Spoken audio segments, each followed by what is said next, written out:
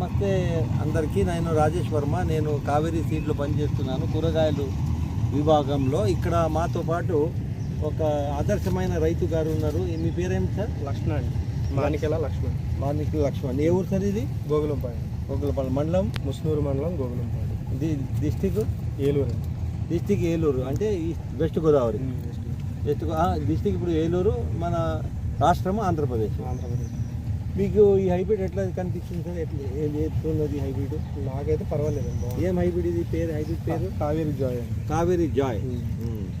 అయితే ఏం నచ్చింది మీకు? ఈ కాయ గణపి కాయకి చాలా దగ్గరండి. దగ్గర అంటే ఇంటర్నోడల్ డిస్టెన్స్ చాలా తక్కువ ఉంది. అది ఇక మీరు చూడొచ్చు గనుపుకు దనుపు. అవును కరెక్ట్ మాట అన్నారు. మళ్ళీ తెగులు ఎట్లున్నాయి? తెగులు పర్లేదండి. తెగులు అంటే పర్లేదంటే ఎక్కువ ఉన్నాయా తక్కువ ఉన్నాయా? తక్కువ. ఎన్ని రోజులు ఏంటి వేసి మీకు? నేను వచ్చి ఇప్పుడు 17 పాకలు కొట్టింది.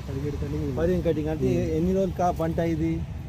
3 నెలలు అవుతుంది. 3 నెలల్లో 15 కటింగ్లు చేశారు. మార్కెట్లో ఎట్లున్నది? మార్కెట్లో స్పీడ్గా పోతుంది.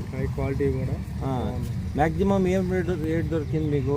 రేట్ ఎలా పడుతుంది ఏంటనేది. రేట్ ఎంత కేజీకి? కేజీకి వచ్చేసి ఇప్పుడైతే ప్రజెంట్ రేట్ లేదండి. 12, 15 అలా నడుస్తుంది. ఒక టైంలో అయితే బాగానే ఉందండి. 20, 25 అలా. ఆ టైంలో వేరే వెరైటీ ఎలా పడింది సార్ రేట్? దానికి దీనికి డిఫరెన్స్? దీనికంటే దాని మీద ఇది కొంచెం 2 రూపాయలు పెరిగింది. ఆ మాట మీరు చెప్పండి. అందరు రైతులకు మీరు వినండి. సార్ చెప్తున్నారు లక్ష్మణ్ గారు, అన్నిటికన్నా ఇది 2 రూపాయలు ఎక్కువ దిగుబడి పడింది. అది 2 రూపాయలు కేజీ ఎక్కువ రేటు పడింది. మీద కూడా ఆ వెరైటీల మీద కూడా దిగుబడి బాగా వస్తుందండి. మీరు ఈ లాస్ట్లో మీరు అందరూ ఈ బెండ కాపు వేసే రైతులకి ఏం చెప్పగలుగుతారు ఈ జాయ్ మీద? ఇక్కడ చూడండి సార్, చూపించండి. ఇప్పుడు ఇక్కడ వాడే రకాలన్నింటిలో కూడా ఈ కావేరీ జాయ్ అన్నది బాగుందండి. Quality okay. ఎందుకు వేయాలి రైతులు దీనికి? దిగుబడి బాగా వస్తుందండి. దిగుబడి బాగా వస్తుంది. ధన్యవాదాలు sir. Thank you very much. Thank you sir.